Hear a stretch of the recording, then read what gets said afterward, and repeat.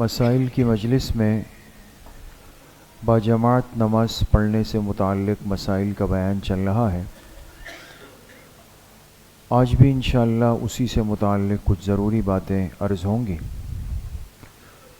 ایک مسئلہ یہ ہے کہ امام بننے کے لیے صحیح ہونے کی بنیادی شرائط کیا ہے، یعنی اگر کوئی شخص کچھ لوگوں کو نماز پڑھانے کے لیے یا بڑی جماعت کو نماز پڑھانے کے لیے یا مسجد میں نماز پڑھانے کے لیے امامت کے مصلی پر آگے ہو تو اس کی ضروری اور بنیادی شرائط کیا ہے، یہ جاننا چاہیے۔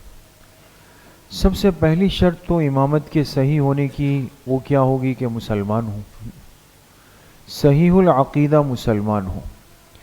لہٰذا کافر کے اقتداء میں ظاہر سی بات ہے کہ ایک آدمی صراحتاً کافر ہو یا جس کا عقیدہ فاسد ہو اور مستند علماء مفتیان اکرام اس شخص کے عقائد پر اعتماد نہ کرتے ہوں تو ایسے بدعقیدہ شخص کے پیچھے بھی نماز نہیں پڑھنی چاہیے۔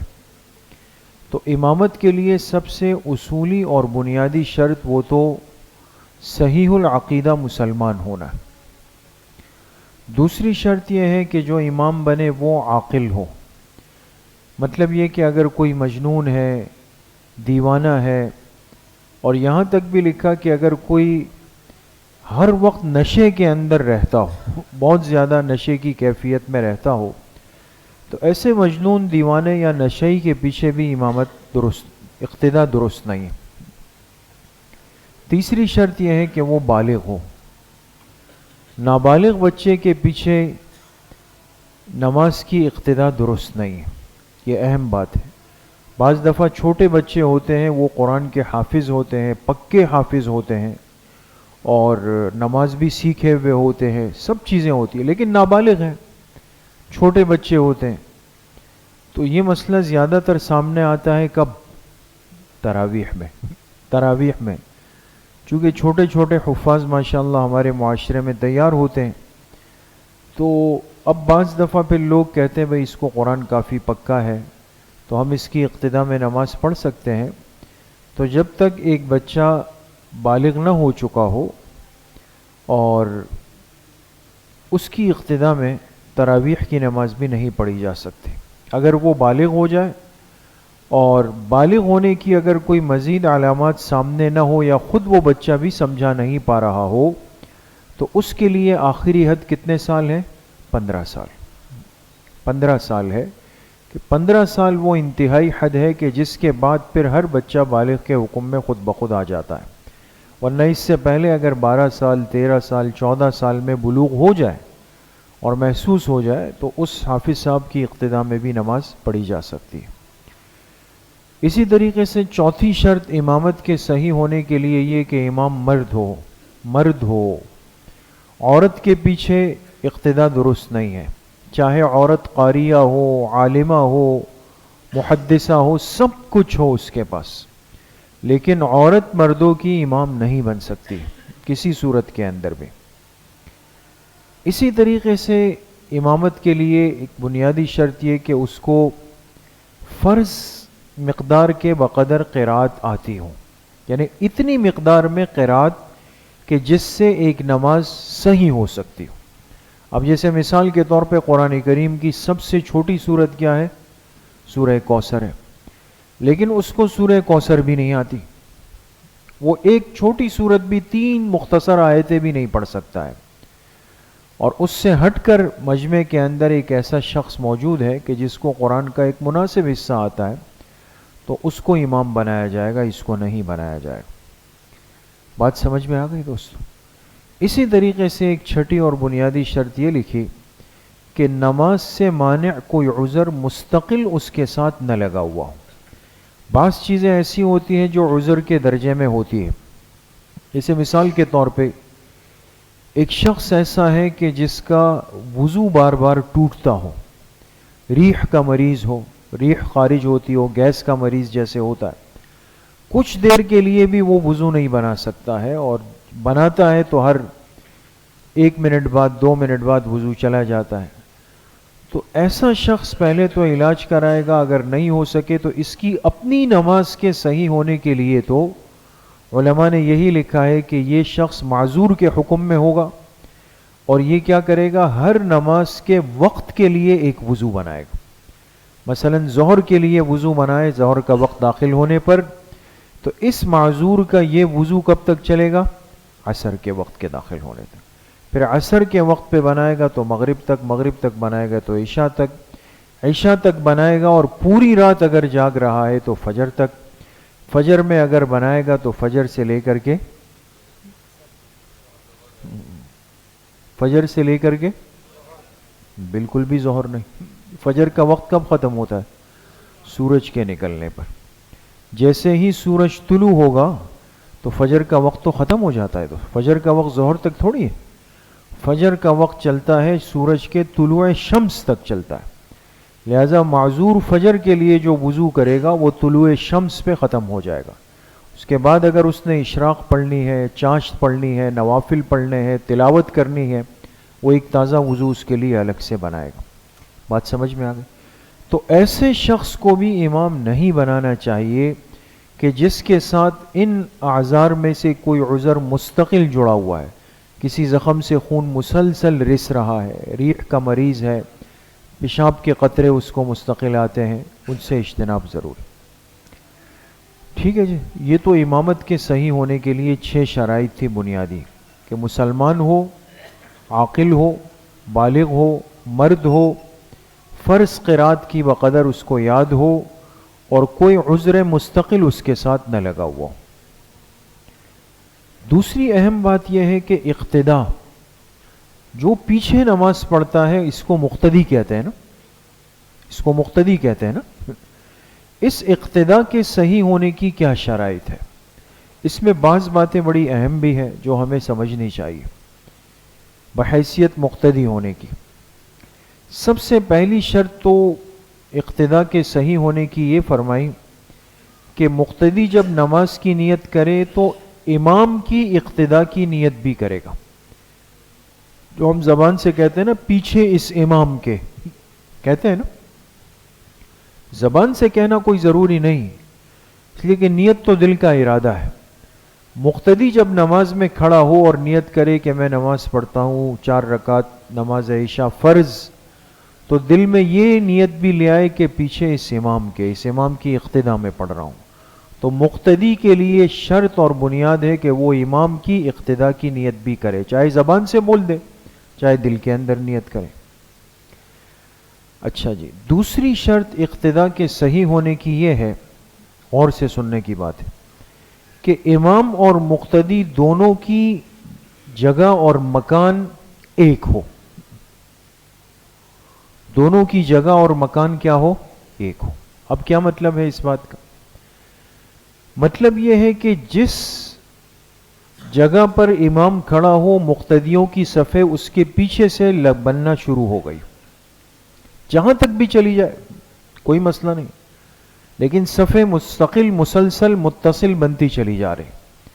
لہذا اب مثال کے طور پہ آپ نے اپنا اسپیکر بہت تیز کر دیا، اور اس اسپیکر کی آواز اس سے جو پچھلی والی گلی ہے، ڈاک خانے والی گلی ہے، وہاں تک مثال کے طور پہ جا رہی ہے، آواز جا رہی ہے اسپیکر کی، پوری جا رہی ہے.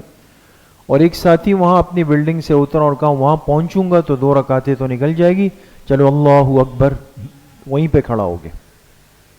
تو اس کی اقتداء درست ہے دوستو؟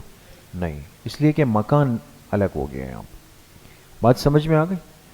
تو مکان کا ایک ہونا یہ ضروری ہے، لہذا صفیں متصل چلتی رہے. ٹھیک ہے. ہاں، اگر مسجد کی حدود بھر گئی تو مسجد کے باہر صفیں لگنا شروع ہو گئی، لیکن اب دیکھیں صفوں کا اتصال ہو رہا ہے، بیچ میں صرف مسجد کی دیوار ہے، اس دیوار سے کوئی مسئلہ بھی نہیں. تو باہر روڈ پہ جیسے بعض دفعہ ہوتا ہے جنازوں میں، جمعے میں، عیدین میں، اب باہر روڈ پہ صفیں بننا شروع ہو گئی. ٹھیک ہے. اور روڈ کی صفیں جو ہے اس میں بھی لوگ کھڑے ہو گئے، متصل ہوتے ہوتے وہ ہو گئے. بیچ میں پھر ایک دیوار آئی، اس دیوار کے پیچھے پھر لوگوں نے صفیں بنانا شروع کی، تو کوئی حرج بھی نہیں ہے، ایسا ہو سکتا ہے دوست. بات سمجھ کے اندر آ گئی دوست؟ اچھا.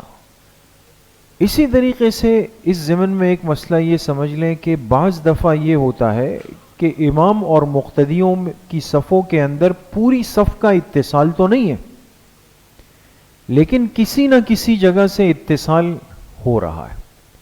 یہ مسئلے عام طور پہ پیش آتے ہیں یا تو حرمین میں یا پھر ہمارے رائیونڈ اور کراچی کے اجتماع میں، اس لیے کہ مجمع بہت بڑا ہوتا ہے۔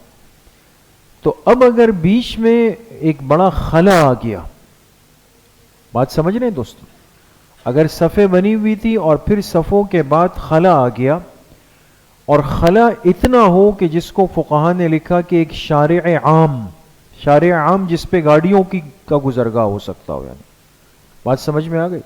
اب میں آپ کو آسان کرنے کے لیے یہ سمجھاؤں کہ ہماری مسجد کی آخری حد کی صفیں آپ کے سامنے ہیں، اب بیچ میں ایک روڈ بنا ہوا ہے نا، ٹھیک ہے بڑا نہیں ہے لیکن اتنا ضرور ہے کہ اس پہ گاڑیوں کی آمد و رفت ہو رہی ہے، جا رہی ہے آ رہی ہے، بڑی چھوٹی گاڑی۔ اب مسجد کی صفیں بھر گئی تو کسی نے سامنے جو بلڈنگ کا گراؤنڈ فلور ہے وہاں اندر صف بنانا شروع کر دی، اور بیچ میں جو روڈ پورا ہے اس پہ کوئی صف بھی نہیں بنی ہوئی، ایک بندہ بھی نہیں کھڑا ہوا۔ تو اب اس سامنے بلڈنگ کی دیوار کے پیچھے جو صفیں بنی ہیں ان کا اتصال اس امام کے ساتھ سمجھا جائے گا؟ نہیں سمجھا جائے گا۔ بات سمجھ میں آ گئی دوستو؟ یہ اتصال نہیں ہے، لہذا ان کی نماز نہیں ہو رہی ہے۔ البتہ اگر چند افراد نے یہ سمجھداری کی، بہت غور سے سنیے گا دوست، چند افراد نے کہ اب اتنی بڑی بڑی صفیں تو نہیں بن سکتی، لیکن کیا کیا کہ مسجد سے نکل کر 2 افراد، پھر 2 افراد، پھر 2 افراد، پھر 2 افراد، سمجھ گئے؟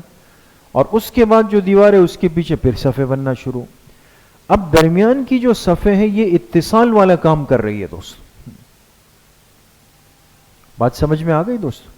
تو اس لیے ہمارے رائیونڈ کراچی کے اجتماع والے حضرات نے تو اس مسئلے کو مفتیان اکرام سے باقاعدہ تحقیق کر کے اس پر عمل کیا ہے انہوں نے، کہ اتصال کے لیے انہوں نے جگہ بنائی ہوئی ہوتی ہے، لہذا بیچ میں اگر کہیں خلا آ بھی جائے تو وہ اتصال کہیں نہ کہیں ہو رہا ہوتا ہے، تو لہذا پیچھے والوں کی نماز ہو رہی ہوتی۔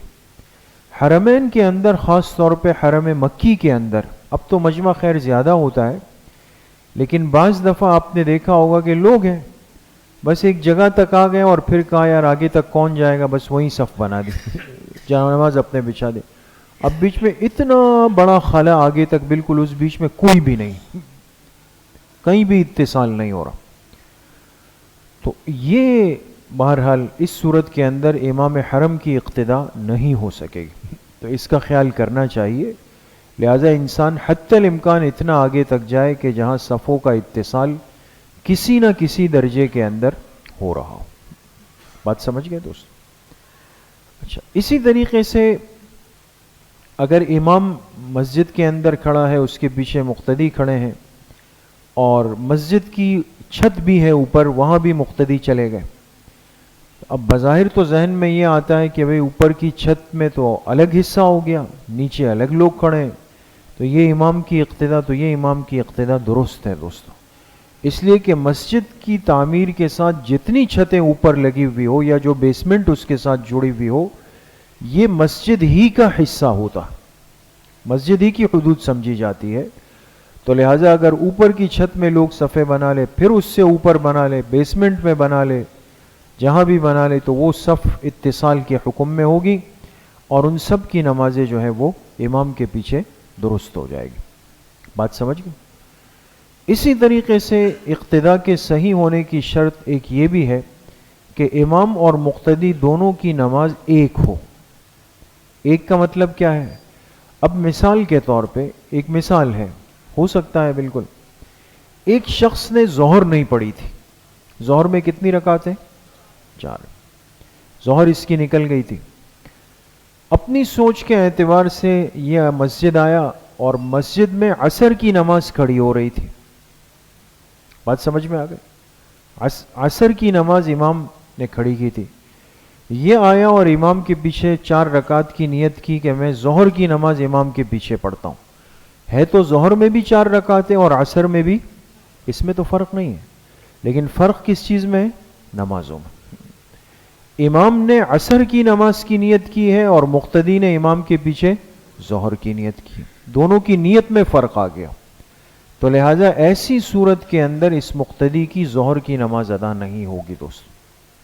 بات سمجھ گئے؟ لہٰذا یہ ضروری ہے کہ امام اور مقتدی دونوں کی نیت ایک ہونا چاہیے. البتہ اگر کوئی شخص مسجد آئے اور یہ اپنی فرض نماز کہیں پڑھ چکا ہو جاتا ہے. اب مثال کے طور پہ ایک مسجد میں ظہر کی نماز بہت جلدی 1 بجے ہو گئی، 1 بجے نماز پڑھ لی، آ گئے. اب جب آئے دوسری مسجد پہنچے، وہاں 1:30 بجے نماز تھی. اب وہاں امام نے ابھی نماز کھڑی کی، جماعت کھڑی، یہ تو اپنی فرض پڑھ چکا ہے. یہ اگر چاہے کہ میں امام کی اقتداء میں یہ 4 رکعتیں پڑھ لوں اور نفل کی نیت کر لوں، کر سکتا ہے؟ کر سکتا ہے، بالکل کر سکتا ہے. لہذا امام کی اقتداء میں یہ نفل کی نیت سے کھڑا ہو جائے. لیکن ایسا کرنا کتنی نمازوں میں درست ہے دوستو؟ ظہر میں اور عشاء میں. ظہر میں اور عشاء میں. اس کی وجہ میں اب سے عرض کر دیتا ہوں، سادہ سی بات ہے. فجر کی نماز اگر کوئی بندہ 1 مرتبہ پڑھ چکا ہے، فجر کے بعد متصلاً بعد نوافل پڑھ سکتے ہیں دوست؟ نہیں پڑھ سکتے. جب تک اشراق کا وقت نہ آ جائے فجر کی نماز کے بعد نفل نہیں پڑھے جا سکتے. تو لہٰذا یہ اگر آئے اور دوبارہ امام کے پیچھے نفل کی نیت کریں تو بھئی فجر کے بعد تو نفل ہے ہی نہیں، تو وہ نہیں ہو سکتے. اسی طریقے سے ایک آدمی نے عصر پڑھ لی اور جب آیا تو دوسری مسجد میں امام عصر کی جماعت کھڑی کروا رہا تھا، تو عصر کے بعد نوافل پڑھ سکتے؟ نہیں پڑھ سکتے. لہذا ایک دفعہ جب عصر پڑھ لی تو اب امام کے پیچھے نفل کی نیت سے بھی کھڑے نہیں ہو سکتے. اسی طریقے سے اگر ایک شخص نے ایک جگہ مغرب کی نماز پڑھ لی، مغرب پڑھ کے آ گیا، اور اس مسجد میں ابھی امام مغرب کی نماز کھڑی کر رہا ہے، تو مغرب کے بعد نفل پڑھ سکتے ہیں؟ پڑھ سکتے ہیں نا. مغرب کے بعد تو نفل پڑھ سکتے ہیں. لیکن خرابی دوسری کیا آ رہی ہے یہاں پہ کہ 3 رکعت نفل ہوتے نہیں سمجھ میں آئی بات. نوافل کی یا تو 2 رکعتیں ہیں یا 4 رکعتیں. اب مغرب کے بعد نوافل تو انفرادی پڑھے جا سکتے ہیں، لیکن یا 2 رکعت ہوگی یا 4 ہوگی، اور امام نے تو 3 پڑھانی ہے. تو لہٰذا مغرب کے بعد دوسری مسجد آ کر امام کے پیچھے 3 رکعت نفل کی نیت سے نہیں پڑھے جا سکتے. تو فجر نکل گئی دوستوں، عصر نکل گئی، مغرب نکل گئی. البتہ ظہر پڑھ کے آیا تو ظہر کے بعد نفل پڑھ سکتے ہیں اور 4 رکعتیں تو پڑھ سکتے ہیں. عشاء پڑھ کے آیا تو عشاء کے بعد نفل پڑھ سکتے ہیں اور 4 رکعتیں تو پڑھ سکتے ہیں. بات سمجھ لیں؟ تو یہ اقتداء کے صحیح ہونے کی کچھ شرائط ہے. باقی انشاءاللہ آئندہ مجلس میں اللہ کریم مجھے بھی آپ سب کو صحیح عمل کی توفیق نصیب فرمائے. الحمدللہ رب العالمین والصلاة والسلام علی سیدنا.